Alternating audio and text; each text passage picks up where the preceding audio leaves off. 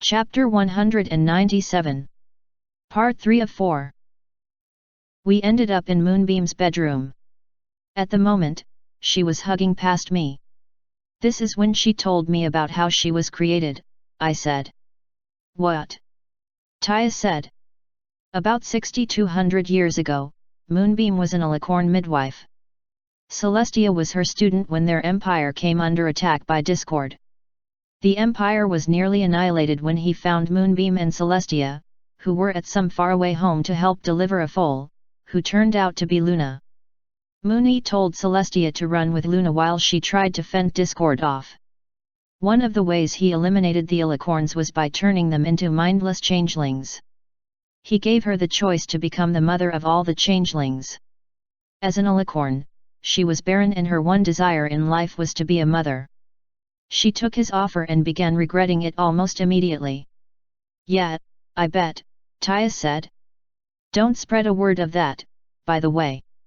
At the moment, it's a huge sore point for her. Come on, who would I even tell? Fair enough, it's not like you have any friends. So, do we have any visions for this? What did you think of her confession? Moonbeam asked. That made me double take and I saw her standing with Luna. That's when I realized it was love and fear. Oh wow, she's one too. Taya asked. So, what, is she disgust or something? I'm love, thank you very much, she huffed. Wait, what? Not. I dunno, Cadence. You too. Ugh. It's okay, Fear said, patting her companion on the side. At least you get to be love. I'm the one he's most scared of. Moony has stopped at nothing to get love ever since she was created, I said. I assume if you're here, I thought more about that confession than I realized. Would you care to enlighten me? It's simple, Love said. Your heart sings for the broken. Taya. Caught. Luna. Moonbeam. You surround yourself with those like yourself, those whose hearts need mending. You think that by helping them fix themselves, you might find a way to fix yourself. Except it doesn't work like that, Fear said. The broken can't fix the broken. You've done a decent enough job to bring them as far as you have, but the only thing that's kept you alive has been your pull. Are you saying I love Moony because she's broken? I ask.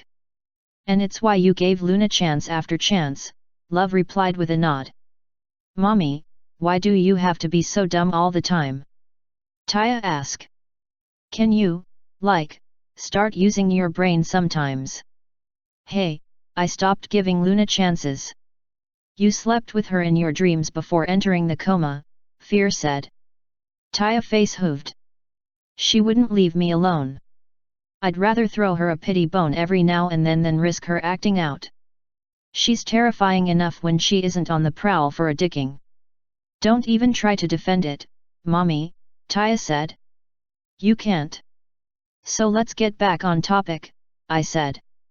I'm glad Moony told me the truth. Learning that she was created by Discord was worrying, but I don't have any room to judge her. I'd still like more information about her deal with him, though. What deal? Taya asked. A few memories back, I saw her speaking to Discord. From what she said, they formed some kind of pact after Moony lost at the wedding. So. She's off the table, right? Depends on the specifics of the deal. Until I know, yes. Which makes Celestia your only real choice, right? I sighed and hung my head. Probably. Gilda would be an interesting choice, but I know a lot more about pony culture than I do about griffins. And if I join the griffins, they'll get too powerful too quickly. I don't know if I want that to happen to a group of predators. Even worse, there wouldn't be any cute colts around to flirt with you. Of course, getting rid of her might be a problem. Maybe not, actually, Taya said. 2 weeks ago, I was looking for Twilight for something. I used the spell to eavesdrop on her and saw her with Gilda. They were. Well, you wouldn't have wanted me watching. They've apparently been spending quite a lot of time together, working on more books. If you're not going for Twilight anyway, we could probably set them up. Talking Gilda into that might be difficult, but they could easily keep it hidden. What do you think, love? Imagine all the pomp and fuss that would come with being Celestia's wife, she said. You'd have everyone bowing and scraping every time you turned around. You wouldn't be able to do a thing. And you just know Celestia would become insanely overprotective. The same thing would happen if I married Moonbeam, but it wouldn't be as bad if I married Gilda. She's the youngest princess, so she has a lot less power. Although my influence might change that. It already has, Fear said. Several griffins spoke very well of her and her inventions during the festival. It's obvious most commoners like what she's doing, even if it isn't as traditional. Minus those who are hoping for a coup. Do you think Moonbeam would be a good fit for me? I do, Love said. The two of you seem to complement each other well. You're definitely compatible in most of the places you think count. I'm positive you could convince her to found a new capital with you, one on the surface. With her changelings, the elementals, and Jonathan, and your ideas, it would be easy to make the most magnificent city on the planet. That would be neat, I said. Celestia probably wouldn't want to abandon Canterlot and I doubt anyone would follow Gilda. I'd probably still want to make something in the Everfree, but being able to found a new capital city would be interesting. I even have a fun idea for where to put it. Gonna share? Taya sweetly asked. Well, if things go well in Tartarus, there will be plenty of land up for grabs. If I was going to found a new capital, I'd claim the gates and all the land around them and build a city right there. That way, you'd be able to trade with 3 continents instantly. You could also add a toll on the gates, to make money on anyone who wants to travel between continents instantly. That sounds fun, Taya said with a smile. You really are the best mommy ever. Sometimes. So, we got any visions for my time in the caverns? We do, Love said. Are you prepared? Sure. Fear reached out to poke me and Taya. Instead of the hive, we appeared in the meeting room on the ship. Doppel, Kot, Watcher, another Taya, and Gord were present. So where's Nav? Kot asked. He'll be staying down below, Watcher said. It was part of the deal he made with Chrysalis. Oh boy, Doppel said, rolling her eyes. So you're saying he'll come back completely drained? Probably, Taya sighed. I'll pack a few things and join him, Kot said. We obviously can't leave him alone with Chrysalis. Why not? Taya asked. She isn't going to do anything to hurt him. She'll just make him walk funny for a few days. That doesn't mean we should leave him unguarded, Kot said. Surely I'm not the only one who sees the necessity. Chrysalis didn't seem interested in extra company, Watcher said. I'm sure she has other reasons than sex for keeping him down there. Nav was willing to stay by himself and I don't see any reason we should doubt him.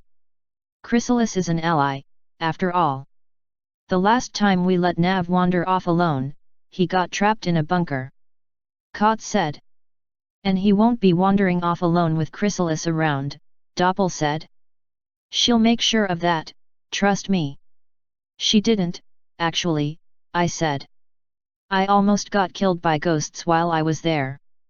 The real Taya snorted.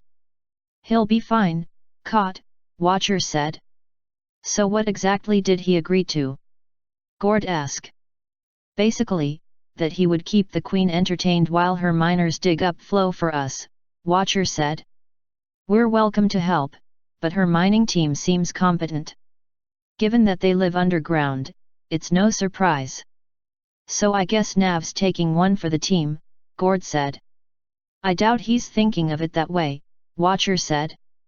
Where are the water elementals? They went back to the town, Kot said. Apparently the ponies are having issues with their water source. The elementals have a way to help. Given that we all rode with Nav, everything we do to help will improve his reputation. Apparently he needs it out here. If we aren't going to be helping down below, we could all return to the town, Gord said. Nav did mention that he had a misunderstanding with the locals. They don't have many unicorns, so I'm sure there are a lot of things we could help with. I can doll myself up and whore myself out, Doppel said with a nod. I wouldn't charge too much, so I'm sure they'd be happy. You're not going to do that, Taya said. Daddy wouldn't allow it, so I won't either. Agreed, Watcher said. We don't need anything more like that attached to Nav's name. Not much else I can do, Kot said with a shrug. Unless we need to kill any of them, that is. I'll find Smiles after this meeting and ask if there's any need for us to head over there, Watcher said. Ice will be able to fill us in. If we do, we'll let the ship unicorns do their thing. I'm not about to bend over backwards to impress some yokels, and I'm not about to order any of my soldiers to, either. Besides, they're kinda racist, Taya said. They might not be interested in seeing some of you. What do ponies see in Equestria? Kot asked. All the ones I ever met in Catra wanted to go home, but this place isn't all that great. It is if you fit in and obey the princess, Watcher said. Equestria is a true paradise, then. I loved almost every minute of it, until Nav showed up and ruined it all by being too different. What, are you saying you don't love working with him even more? Gord asked. In a different way. Working for Celestia had much better rewards, but it always made me feel stained. Slimy, sometimes. Most of the work I do for Nav has me feeling righteous. I have a feeling he's going to make some powerful enemies very soon, but I'm old enough to prefer to go down swinging than continue living, like I had been. I wonder what Daddy would say about that, Taya said with a small grin. He'd probably call it gay, Watcher said. If he could cut things like that out, he'd be a much better leader. But it certainly does make him the most unique leader I've served with, which had all kinds of its own benefits. Didn't he also make you rich? Gord asked. He did, but Celestia's rewards were more fulfilling in a different way, Watcher said. The gold we got from the job in the south had nothing on the rewards the entire Night Guard got when Nav was knighted and we looted the old castle in the Everfree. The old gold and enchanted gems he brought back made all of us, if not wealthy, at least comfortable. Given that I was one of the squad leaders during the expedition into the castle, I got an even larger share, money that I put to good use. My squad's been even more effective with all the gear I got them. I've been wondering how you've all been keeping up, Kot said with a smirk.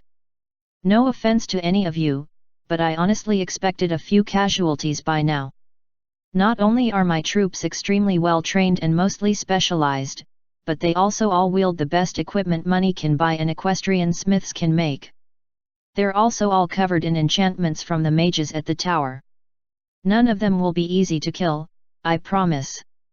I can't necessarily say they'd individually stand up to a cat assassin, a changeling spy, or a Naga warrior, but together, we can make miracles happen. And summon demons in cities, Doppel said. That's kind of like a miracle, Watcher said. Just in reverse. Although we merely escorted the one who actually summoned it. Anyway, we're off topic. Gord, have the ship prepped to anchor here in case we aren't needed back in town. Sure, we can't at least fly back and anchor there? Gord asked. The food would definitely be better. Nav told me that the last time he stayed in a hive, the place was attacked by giant ants, Watcher said. I'd like to be nearby, if possible. And I'll go pack my bags so I can head down to guard Nav, Kot said with a nod. We've been over this, Watcher said. The Queen wants Nav to herself. Right. I don't mind watching. I'm just going to keep Nav safe, that's all. I wouldn't want any giant ants to get him. Watcher rolled his eyes and looked to Doppel. Your job is to find a way to keep Kot distracted. I leave the how up to you. Borrow Taya if you have to. Don't worry, I won't need her, Doppel said. Kat's just acting out because she's so pent up. If Nav would just get over himself and tend to her needs, she wouldn't be this bad. But don't worry, I'll give her the next best thing. After all, Navi can't give her a real dicking anymore. Taya walked up to the table and knocked an empty cup off of it. What was that for? I'm acting out, Taya said. Step in line, Kat said. She's punishing me first. With that, Kat picked Doppel up and carried her out. Well, since Doppel doesn't need you, join Jack, Watcher said, looking down at my filly. I'm sure he could use your help with his project. Ugh, whatever. Taya walked off in a huff, clearly disappointed Doppel had chosen the adult instead of the child. When she was gone, Gord grunted. Should we I dunno, do anything about that? Not my circus, not my monkeys, Watcher said. If Nav's gonna keep acting the way he does, it's no surprise to me that his filly's gonna pick up the same behavior. It shouldn't be any surprise to him either. Now, since we're all that's left, I'm calling the meeting done. Got it. I'm gonna go peek through the crack Doppel put in her door for a few minutes, then work on anchoring the ship. And I'm gonna go forget you said that, Watcher said. See you later. The memory finally came to a close, depositing us back in the hive with me and Mooney. I was kinda wondering how they all lived this long, myself, I said. I guess that's a decent explanation. So let's get it out of the way, Taya said. What do you think about me sleeping around, Mommy? We've already talked about that. My answer is that sex is fun, but sleeping around is bad for you. Please keep your number of partners small, even if you do it with them often. And also don't flaunt it around me, because I'm not about that life. Bad for you, how? She asked. For one, it can make your body ache. Too many dicks too quickly or too hard can feel fun in the short term, but make your hips hurt later. Twilight did something I'm not allowed to tell you about during the festival that left her unable to walk. What was it? Taya slowly asked. I'm not allowed to tell you. Don't worry about it. Now, what's the takeaway here? There are a few, Love said. Kat is addicted to you. What do you intend to do about it? Kat's mind is broken.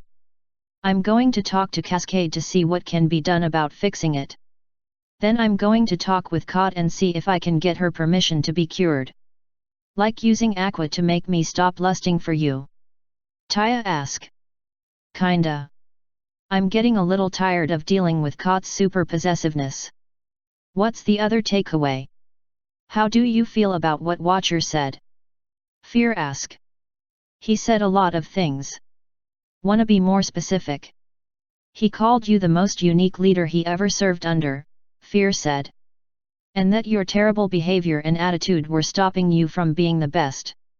That isn't what he said, Taya replied. It's what he meant, though, I said, patting my filly on the head. And I understand what he was talking about, now. He told me himself that the worse I acted, the worse the troops would behave. And to be honest, I want to strangle half of them most of the time, so he was right. And you intend to rectify your behavior, of course, Love sarcastically said. It'll be interesting to see how that goes. And do you have any thoughts about what Doppel said concerning Kat? Fear asked. About how it was basically my responsibility to throw her a bone every now and then. Yes, that. It's about what I've come to expect from Doppel, I said with a shrug. The only reason that would be considered my responsibility is if Kat absolutely couldn't go without it or get it anywhere else. And she can, she's just a needy, horny slut. Maybe she learned from watching you, Fear said. What do you think, Taya? I ask. Should it be my job to sexually please all of my followers? I mean, she is your blood servant, Taya said. Shouldn't she get rewarded for doing well? And why not make use of her whenever you're lonely or bored? Alright, let's ask someone normal, like Love. Do you think I should take advantage of Kot? I think she'd love it if you did. But I think you'd hate it. You were disturbed when she came to you that night. You only gave in because she knew how to manipulate you perfectly. For the sake of your mental health, I'd advise against it. She might find it troublesome for a while, but once your pull loses its grip on her mind, she'll be able to find a proper mate. Hopefully having her insanity cured will help. So, do we have any other takeaways from this? Nope, Love said. Are you ready for the next memory? Sure enough, I said. She walked forward and poked us both. We actually didn't go anywhere, but the me on the bed disappeared and Mooney moved over to her mirror. You lied to me, she said to nobody. When? Discord asked, appearing right behind her. You told me that Navarone was yours. He said he's working to kill you. How does one preclude the other? Discord asked. First of all, what makes you think she even knows she's mine? What? How could he not? I fabricated a convincing enough story for her. As far as she knows, she has nothing to do with me. Good thing you can't tell her, isn't it? I wish to nullify our deal.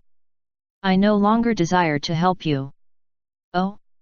What about the changelings? Discord asked with a smirk. Do you really think you can keep going as you are, without my help? You're helping me whether you want to or not. Nav is on my side, not yours. And she's filled me with something I haven't felt in a long time. I will not throw this hope away on more promises from a demon. We will free Nav from you and then we shall kill you. You promised to support me, Chrysalis, Discord sweetly said. You promised to help me fight. I no longer go by that name. You will address me as Moonbeam. Why? It's not like you could ever go back to being her. Your hooves are too stained.